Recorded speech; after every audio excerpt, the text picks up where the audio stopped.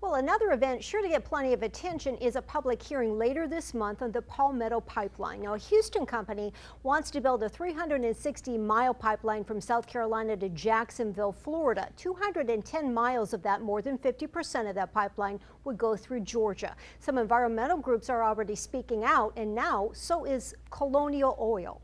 There are some basic questions that we hope are being asked, one of which is, who are the shippers that we're supposed to trust are going to deliver lower fuel prices? Ryan Chandler from Colonial Group says the idea of lower gas prices entices everyone, but he's doubtful a new expensive pipeline will automatically deliver it. He says now Colonial trucks deliver about 75% of the area's fuel, which comes from pipelines we already have. What are the impact on jobs in the existing supply chain? Jobs that may be lost if they're displaced by a new supply chain on this pipeline. He says up to 200 jobs, including local trucking jobs, might be lost if the pipeline is built, and that Kinder Morgan plans a tariff system based on volume. Benefits from higher volume. Who has the capability to ship higher volumes into the market? Is it the little guys or is it the big oil refineries from Texas? The long-term effect, he claims, is a few companies may control prices. Do we really trust big oil refineries in Texas over the local competition that exists? Kinder Morgan says Colonial's just trying to get rid of competition. But Chandler says there are more questions than answers, especially since the plan includes taking land under eminent domain for the pipeline right-of-way. We welcome fair and open competition, but Kinder Morgan's idea of competition is using government powers to take private landholders' property without their consent and then dump a fuel monopoly in our backyard that we think will ultimately lead to higher fuel prices. Well, Kinder Morgan certainly had something to say to those concerns, telling us today the pipeline will mean increased volumes, which will foster competition, and they say serve to decrease prices while ensuring uninterrupted service. Says a pipeline would be a stable source of product and not subject to events like a hurricane. The public hearing, by the way, is set for April 21st in Richmond Hill. Well, it's been in the Zipper family since the 1700s. To Alan Zipper, this isn't just land. They want to take a 50-foot swipe all the way. It's his family's heritage. Over the years, he's given up some for easements to Georgia Power and the Elba Express pipeline, which is now owned by Kinder Morgan. So they already own a 50-foot easement that they could put this line on, but they want an additional 50-foot. Well, I'm tired of giving up land. Zipper says the new pipeline would run 3,000 feet, more than half a mile through his farm alone. Well, that's about how big the tract of land. They're going all the way through the property. He says it doesn't just affect his farm, but other landowners and nearby housing developments. But when a private company can take private land for their company's profit, then I have a problem with it. Yeah, they asked me could they survey, and I told them no, and then they came and done it anyway. Last week, he found these markings throughout his property and realized Kinder Morgan had been there without his permission. Did they admit they did it? Yeah, but they said it was an accident. What have you heard from people? All the calls I've had have been negative. Effingham County Commissioner Forrest Floyd says landowners have contacted him, but there's nothing he can do. At the county level, we have no power. This is being permitted through the DOT. Floyd urges people to attend the public hearing next Tuesday. Zipper promises to be there and says when it comes to his land, he'll fight Kinder Morgan. I'm not gonna give it to them. You know, that's not gonna happen. We've attracted a lot of attention here, no question about that, and we can always do a better job of explaining what we're doing and how we're doing it. Kinder Morgan's Alan Four may have his hands full selling the pipeline around here, especially to some landowners already riled up. We need to have their permission before our surveyors go onto property, and if in this particular case they didn't have permission, that was wrong. He says they're looking into the Screven County case, but his company does have a history of positive contact. We recently completed our Elba Express line right here in the area, and we're very successful in that project with negotiations and discussions with landowners. When it comes to the Palmetto Pipeline, we are actually doing very well with the survey permission. We're over 80% so far of those that we have been in contact with have given us permission to access the property. I tell him I haven't heard from any landowner who wants them to survey. That's a legitimate question. I have spoken to no one who says they. Oh, here's the thing. Here's the thing. Those who are satisfied generally aren't speaking out. There is a lot of noise and there's a lot of rhetoric out right now, but let's take a look at the facts. The facts, he says, are that the pipeline will ensure gas and diesel for the entire area. And people have talked about private companies. All of our energy infrastructure is private companies. He says Kinder Morgan wants to meet with landowners and explain the project, and that a nod from the Georgia DOT would be the beginning, not the end of the process. But we're going to be working very hard at that over the next several months. And we believe what we have is a project that at the end of the day is good for the state of Georgia. Until we know more, the county is saying you can't come in. That's right. That's exactly right. That was the sentiments of the board.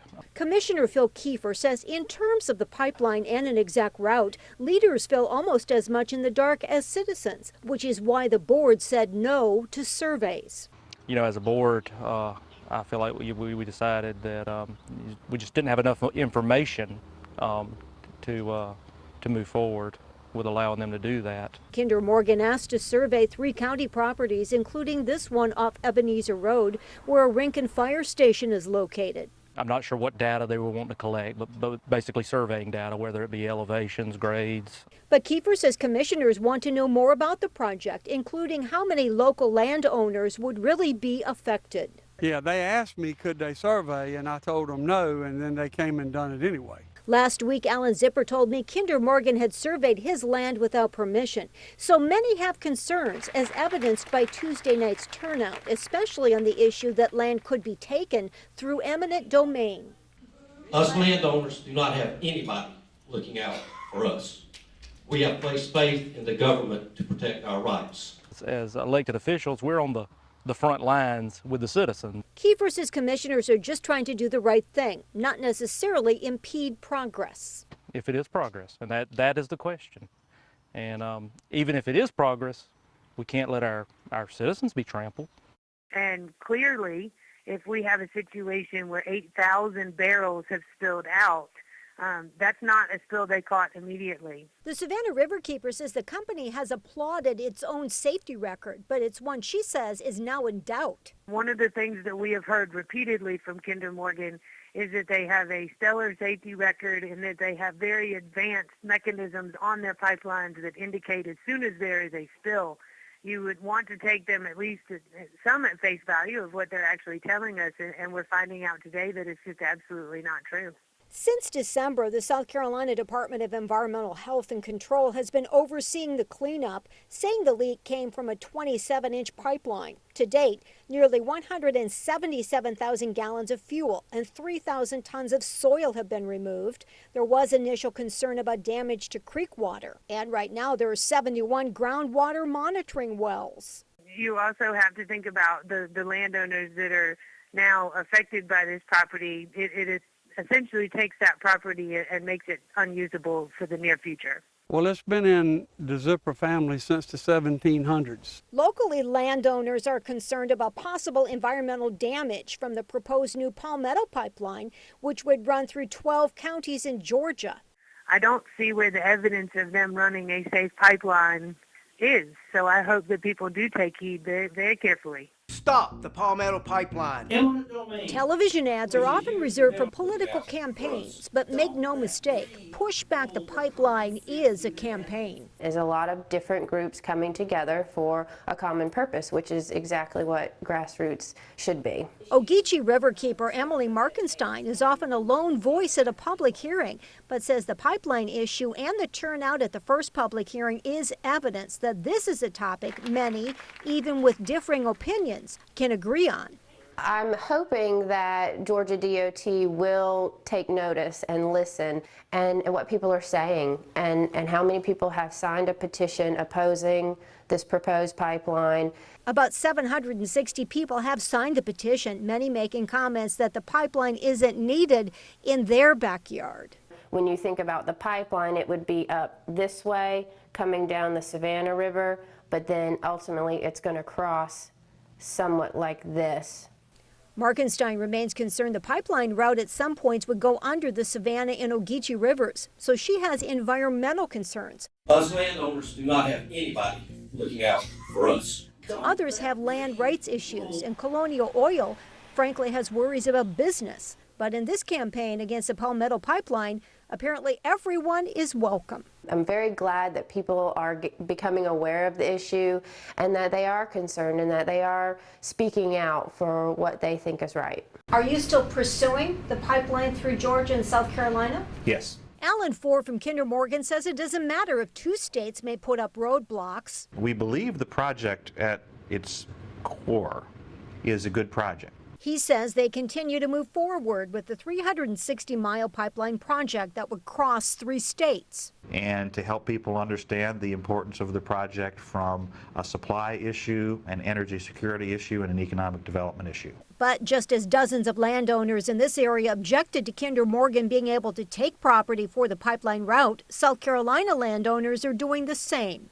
South Carolina definitely needs to think about the impact that the pipeline would have on themselves. Ogeechee Riverkeeper Emily Markenstein and others oppose the project in Georgia. A lot of people have made up their mind, and rightfully so, that the impact is not worth it. Legislation considered in South Carolina would probably make it harder for the project to go through. Ford doesn't exactly say the company is lobbying against it, but comes close. To try to take a look at what ultimately will or won't be introduced and what the legislation does say and the impacts of that legislation, I think will certainly be part of that discussion. Meanwhile, since June, when the project was rejected in Georgia, the company has made a big public relations push with commercials and several big donations to area high schools in counties where the pipeline would be built. The efforts that you've mentioned are helpful in helping people understand who is Kinder Morgan.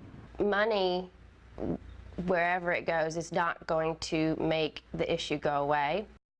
The people we've met are just like you and I. That PR promise is being fulfilled. A television commercial has been airing for a couple of weeks now, along with full-page newspaper ads. Last month, after a certificate of need was denied for the pipeline in Georgia, Kinder Morgan's Vice President of Public Affairs, Alan Ford, said the merits of the plan just were not well understood. So what you have to do in this process is help people understand the facts. The field representatives are great to work with. He said we'd be seeing more advertising in an attempt to let people know more about the company. Like I said, the public has spoken and the DOT has heard what the public wants, and they don't want the pipeline. But opponents think Kinder Morgan is wasting its money on advertising and goodwill, maybe especially in the case of this donation. To donate to an anti-litter campaign is a little bit ironic because what their business is could potentially damage the environment way more than litter. So I think it's important for people to know about the company from our perspective. Today, Alan Ford didn't want to talk about the pipeline, but rather Kinder Morgan's donation. It was natural for us to participate in it. And you know, this isn't the first donation we've given here in town. I was just mentioning the $50,000 we did to Savannah Tech several months ago, and we gave $125,000 to the city for the fireboat.